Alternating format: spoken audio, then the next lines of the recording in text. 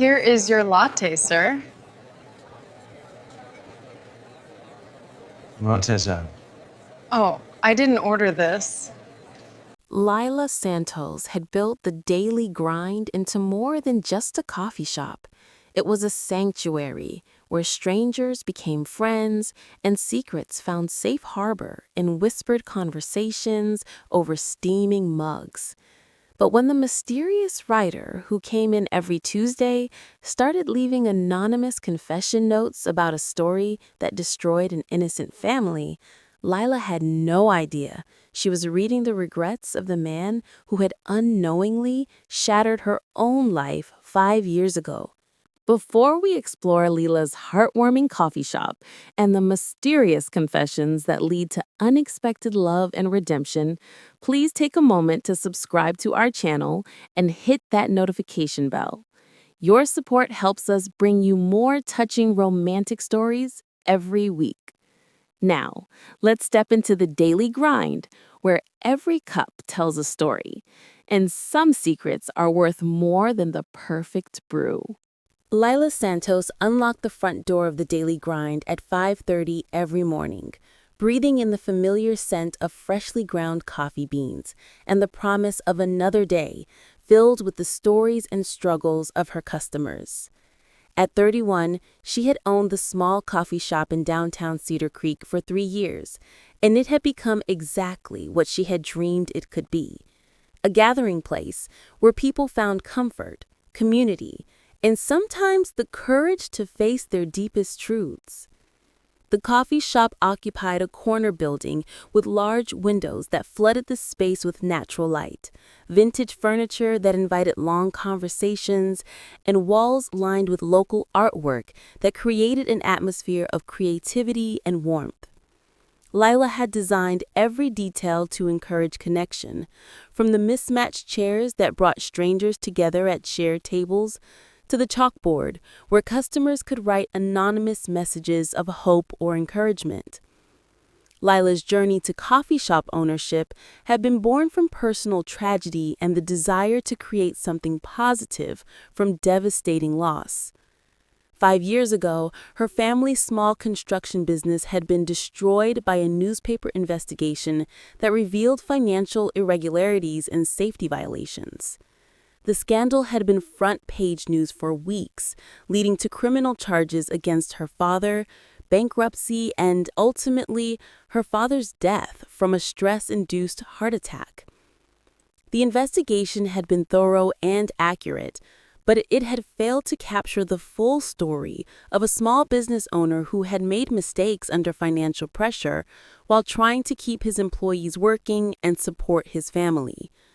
Lila's father had been guilty of cutting corners, but he had also been a good man who had been crushed by circumstances beyond his control. In the aftermath of the scandal and her father's death, Lila had lost her job in marketing, her family had been forced to sell their home, and her mother had moved to Arizona to live with relatives and start over where no one knew their name. Lila had stayed in Cedar Creek, determined to rebuild her life and her family's reputation through honest work and community service. The daily grind had been Lila's way of proving that the Santos name could be associated with something positive and trustworthy. She had invested her small inheritance and every dollar she could save into creating a business that would serve the community with integrity and warmth. The coffee shop had become her life's work and her path to redemption. What Lila had not anticipated was how naturally she would become a confidant to her customers. Her genuine interest in people, combined with her own experience of loss and rebuilding, created an atmosphere where people felt safe sharing their struggles and seeking advice. The daily grind had evolved into an informal counseling center where Lila dispensed coffee, pastries, and wisdom with equal care. Tuesday mornings brought Lila's most intriguing regular customer, a man who introduced himself only as Ryan and who always ordered a large dark roast with no sugar, but with what seemed to be a heavy dose of regret. Ryan was handsome in a quiet, thoughtful way, with dark hair that showed premature silver at the temples and intelligent brown eyes that held a sadness Lila recognized from her own experience with loss and guilt.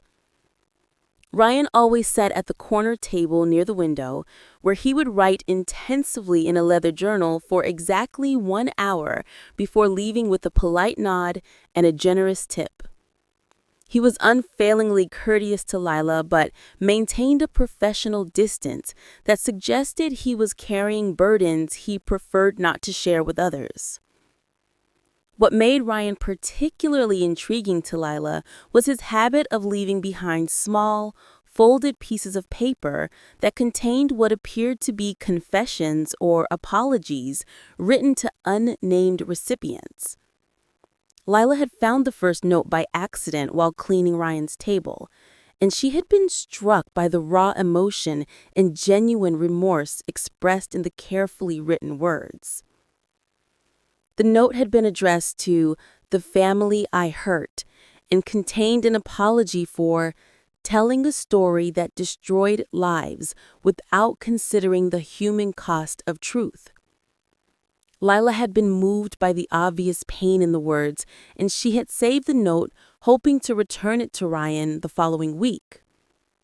But Ryan continued to leave notes, and Lila found herself collecting them, drawn to the mystery of who this man was and what story he was trying to make right through these anonymous confessions. The notes revealed someone who had been a journalist, who had written something that had caused tremendous damage to innocent people, and who was struggling with the weight of his actions. Lila began to look forward to Tuesday mornings, not just for Ryan's quiet presence, but for the glimpse into his conscience that his forgotten notes provided. She started to see him as a kindred spirit, someone who understood the burden of causing unintentional harm and who was searching for a way to make amends. As autumn progressed into winter, Ryan's notes became more specific about the story he had written and the family he had hurt. He wrote about a construction company owner who had been destroyed by financial scandal, about children who had been humiliated in school because of their father's public disgrace, and about a wife who had been forced to start over in a new city to escape the shame. Reading these details, Lila began to feel an uncomfortable recognition stirring in the back of her mind. The story Ryan was describing sounded disturbingly familiar, though she told herself that construction company scandals were probably common enough that the similarities might be coincidental. It was Ryan's note from the second Tuesday in December that confirmed Lila's growing suspicions. The confession mentioned specific details about her father's case, including the name of the company and the exact charges that had been filed. Ryan was writing about her family, expressing remorse for the article that had killed her father and destroyed her family's life forever. Lila's initial reaction was shock, followed quickly by anger and a sense of betrayal that was difficult to process. The man she had been serving coffee to every week, the customer whose anguish she had sympathized with through his anonymous notes, was the journalist whose investigation had killed her father and destroyed her family's life. Lila spent the night after discovering the connection, wrestling with emotions that ranged from fury to confusion to an unexpected understanding of the burden Ryan had been carrying. His regret was clearly genuine, and his weekly visits to her coffee shop now seemed like a form of penance rather than simple routine.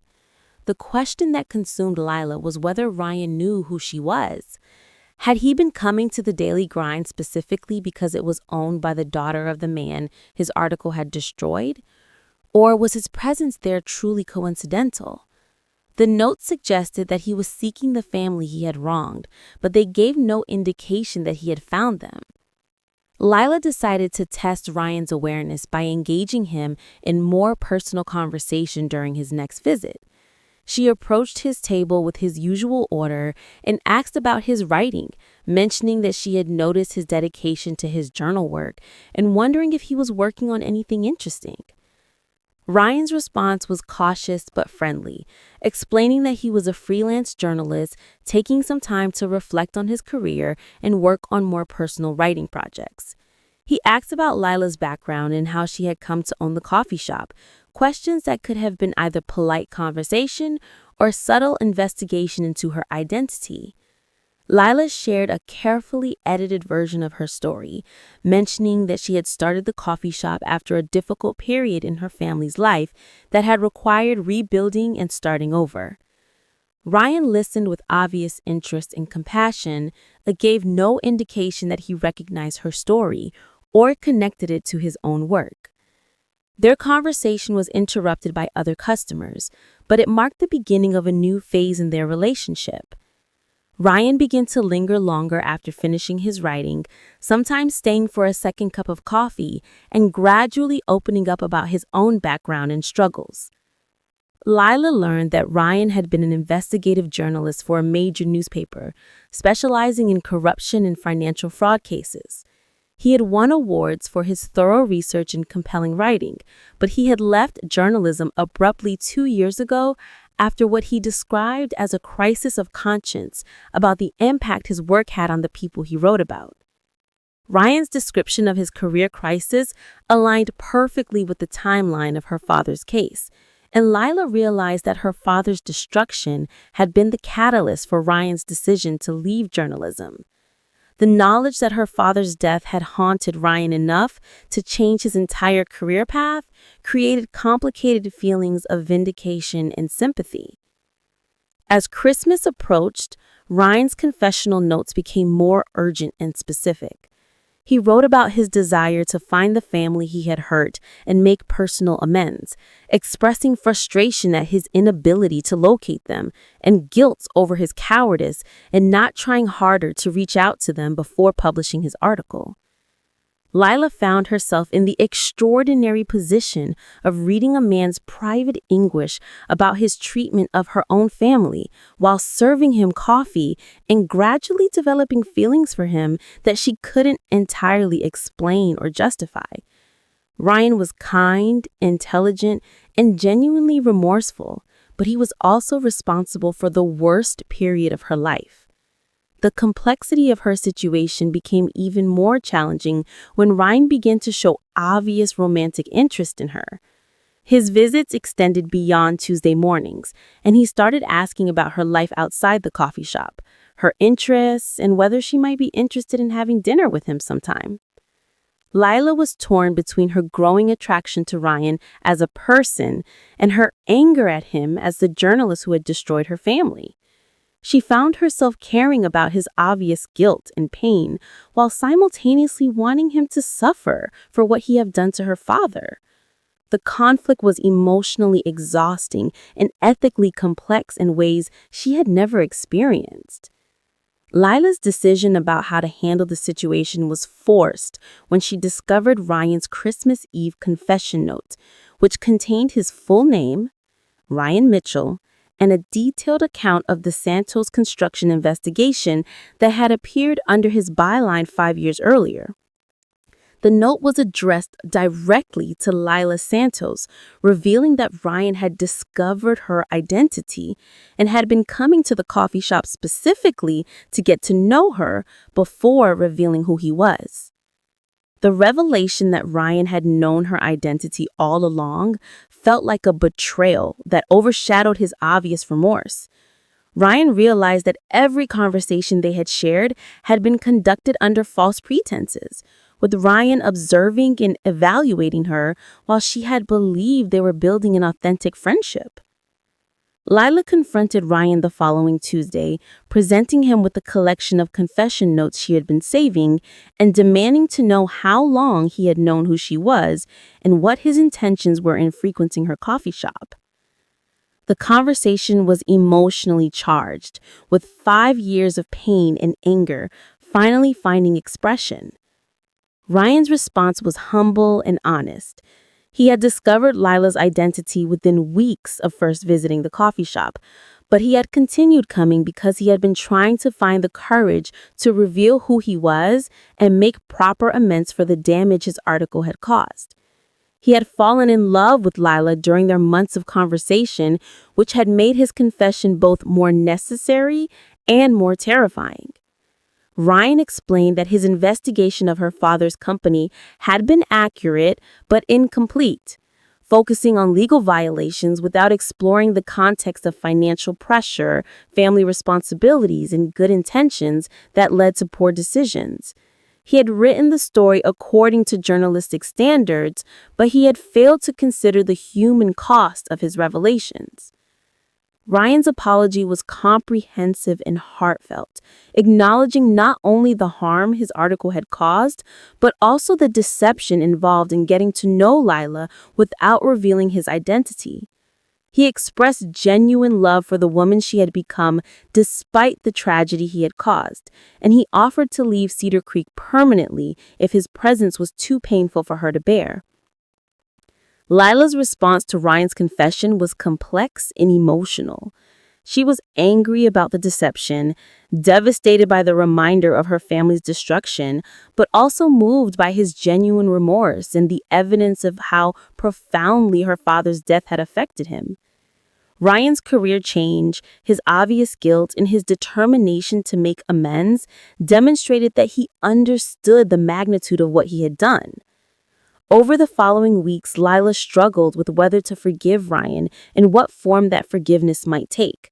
She consulted with her mother, who was surprisingly understanding of Ryan's position and grateful that someone cared enough about the family's suffering to be haunted by it. Her mother's perspective helped Lila understand that forgiveness might be healing for both of them. Lila also spoke with her priest, her closest friends, and some of her coffee shop customers who had become informal advisors over the years. The consensus was that genuine remorse deserved consideration, especially when it was accompanied by concrete efforts to make amends and change behavior. Ryan continued to come to the coffee shop, but he no longer wrote in his journal or left confession notes. Instead, he would sit quietly with his coffee, reading or simply thinking, obviously giving Lila space to process their situation while making himself available if she wanted to talk.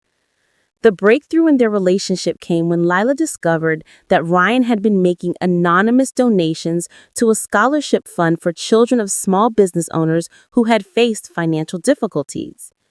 This act of generosity and sensitivity, which clearly stemmed from Ryan's deep remorse and desire to turn something horrible into something hopeful, was the turning point for Lila.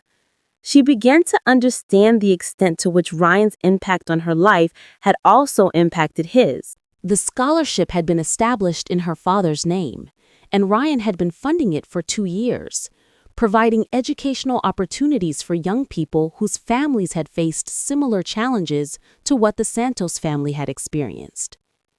The scholarship represented the kind of meaningful amends that Lila had never expected, turning the tragedy of her father's situation into something that could help other families avoid similar devastation. Ryan had found a way to honor her father's memory while helping people who faced comparable struggles. When Lila confronted Ryan about the scholarship, he admitted that he had established it as a way of making concrete amends for his article's impact. He had been working with social workers and financial counselors to identify families who needed support, and he had been using his savings and freelance income to fund the program. Ryan's scholarship work revealed a commitment to making amends that went far beyond guilt or romantic gestures.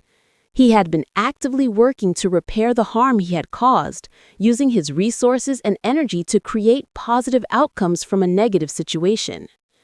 Lila realized that Ryan's actions demonstrated the kind of character and commitment that her father would have respected, even in someone who had made mistakes that hurt their family.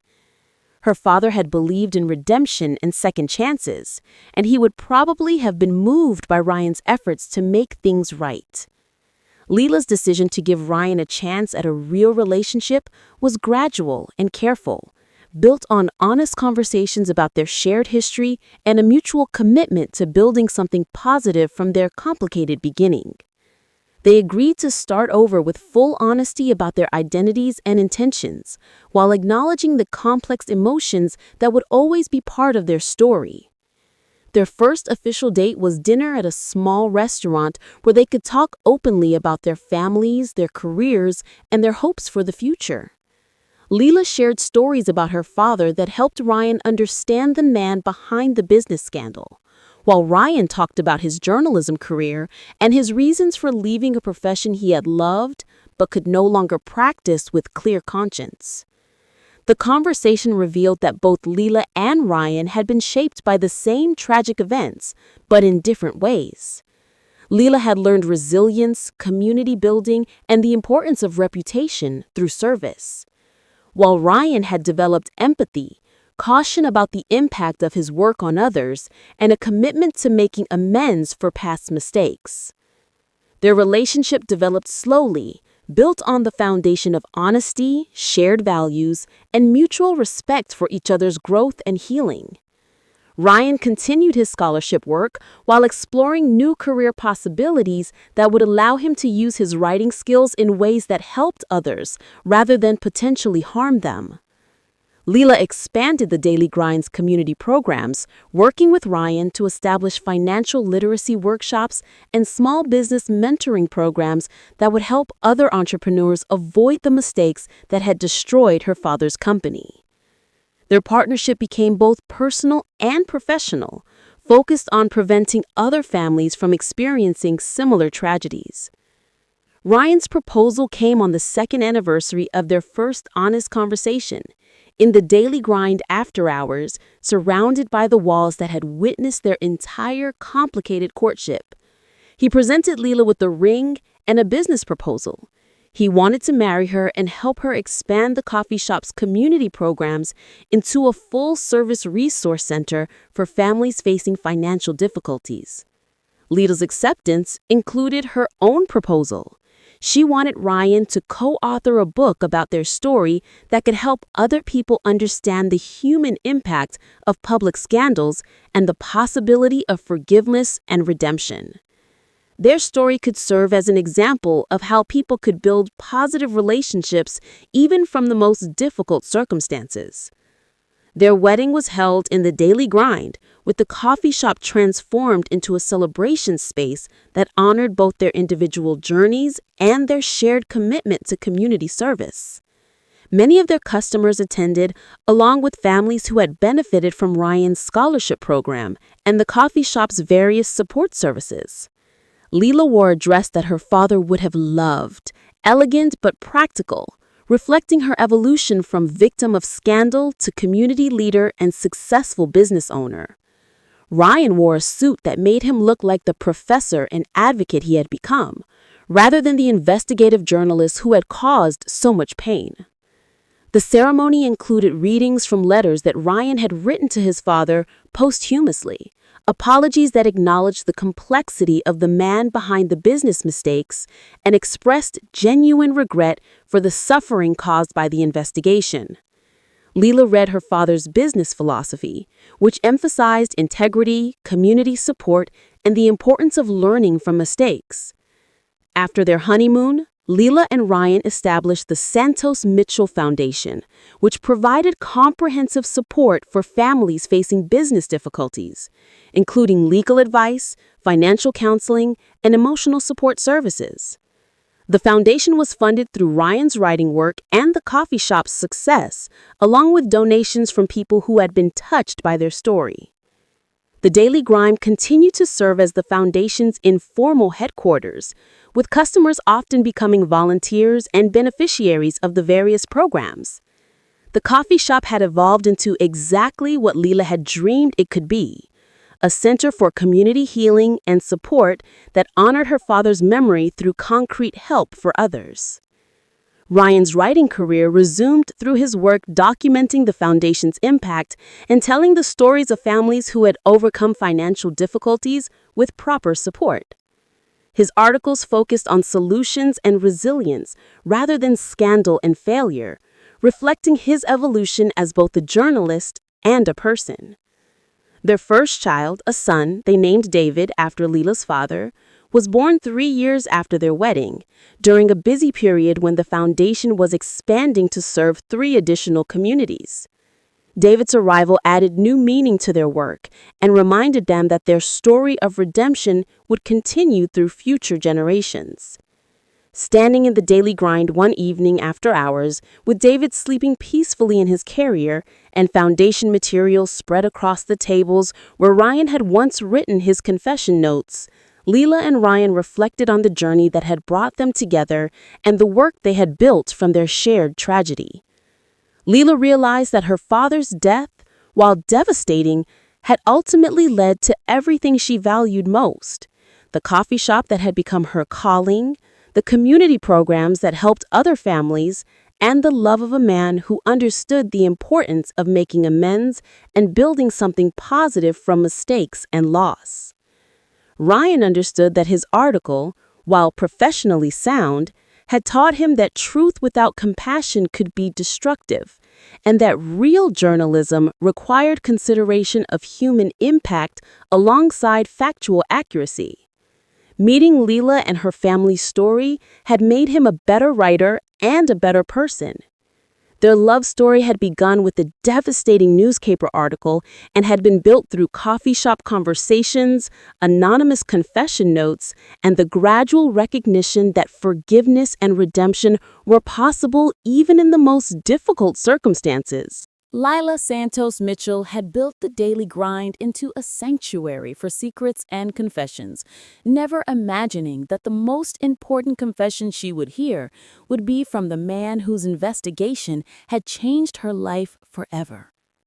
Ryan Mitchell had come seeking forgiveness from the family he had wronged, and had found not only absolution, but a love that transformed his understanding of what it meant to make amends.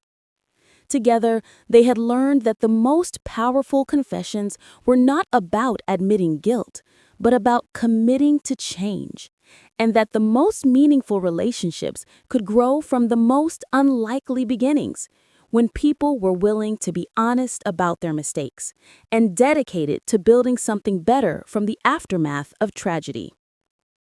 In the end, the daily grind had become more than a coffee shop. It was a testament to the power of confession, forgiveness, and the kind of love that could bloom even in soil enriched by tears, watered by honest conversation, and tended by two people who understood that the best stories were the ones that helped others heal and grow.